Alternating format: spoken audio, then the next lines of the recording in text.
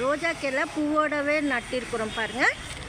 எதுக்கு சொல்கிறேன்னா, பூவோட கூட நீங்கள் நடலாம், மொட்டோடவோ இல்லை பூவோடவோ வந்து பிரான்ச் கட் பண்ணிவிட்டு நீங்கள் ரூட் வர வைக்கலாம். எப்படின்னா மண் கொஞ்சம் கரெக்டாக இருக்கணும். அதாவது மண்புழு எருவு அந்த மாதிரி கலந்துருந்தால் ரொம்ப நல்லது. சில டைமில் ரூட் வராது, நம்ம கிளெல்லாம் பிரான்ச்சஸ் வச்சா. அதுக்கு சொல்கிறேன் நான், கொஞ்சம் பழைய மண்ணாக நீங்கள் தொட்டிக்குள்ளே எடுத்து போட்டுட்டு அந்த மண்ணை வந்து கொஞ்சம் அழுத்தி விடணும். அதாவது அழுத்தம் கொடுக்கணும் சாயில்.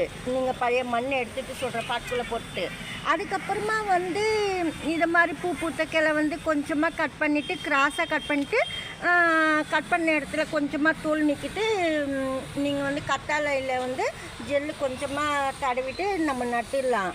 நான் அப்படியே தான் நட்டேன். சில கிளைங்கெல்லாம் நல்லா தான் வேர் பிடிச்சி வருது. சொல்கிறேன், இப்போவே இது நான் எடுக்கலை, இன்னும் வேர் பிடிக்கல.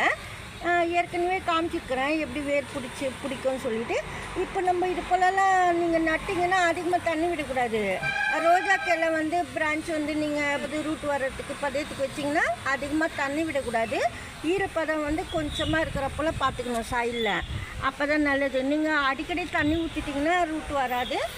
நீங்கள் ரொம்ப வெயிலில் வச்சிடக்கூடாது. பாதி வெயில் பாதி நிழல் மாதிரி வச்சுக்கணும். 3 days மட்டும் நட்ட 3 days மட்டும் நிழலில் வச்சுட்டு அதுக்கப்புறம் வெயிலில் வச்சிடலாம். அப்போ கூட நிறைய செடி வச்சுருப்பீங்க, அதுக்கு நடுவில் வச்சிங்கன்னா ரொம்ப நல்லது. ஏன்னா கொஞ்சம் சில்லுன்னு இருக்கும், அதாவது காற்று அடிக்கும்போது அந்த பிரான்ச்சுக்கு நல்லாயிருக்கும்னு சொல்லிட்டு நான் எதுவும் கவர்லாம் பண்ணல. கவர் பண்ணால் கூட சில பேர் கவர் பண்ணுறாங்க, அது மாதிரி கூட நீங்கள் போட்டுக்கலாம், அதாவது காற்று போகாமல். பாருங்கள், இந்த சாமந்தி செடி.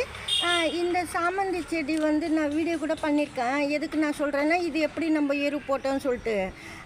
நட்ட 3 daysக்கோ இல்லை 5 daysக்கோ நம்ம வந்து எரு போடணும்னு சொல்லியிருக்கேன். எந்த எரு போடுறதுன்னா, நம்ம வச்ச பிரான்ச்சஸ் வந்து சீக்கிரமாக ரூட்டு வரணுன்னா கத்தாழை வந்து அலோவேரா வந்து கட் பண்ணிவிட்டு சின்ன சின்ன பீஸ் கட் பண்ணிட்டு நான் இந்த சாயிலுக்குள்ளே வச்சுட்டு திருப்பி வந்து கோகோ பீட் கவர் பண்ணிட்டேன், வெளியே தெரியாதபடி.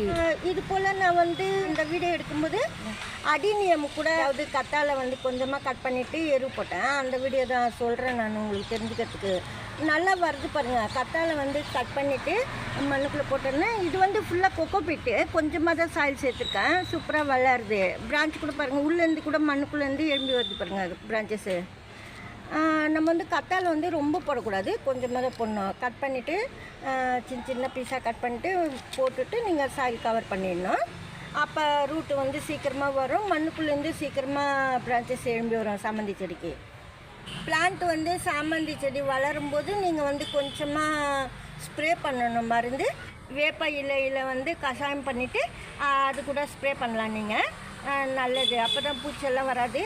இன்செக்ட்ஸ் எல்லாம் வரக்கூடாதுன்னா நீங்கள் வந்து வேப்ப இலை தண்ணி ஸ்ப்ரே பண்ணணும். பூவோடவே நம்ம பிரான்ச்சஸ் வைக்கிறோம், அந்த செடிக்கு ஒரு வாட்டி நீங்கள் வந்து வேப்பிலை தண்ணியில் முக்கிட்டு அதுக்கப்புறம் அந்த பிரான்ச்சஸ் நடணும். அப்பவும் இன்னும் ரொம்ப நல்லது.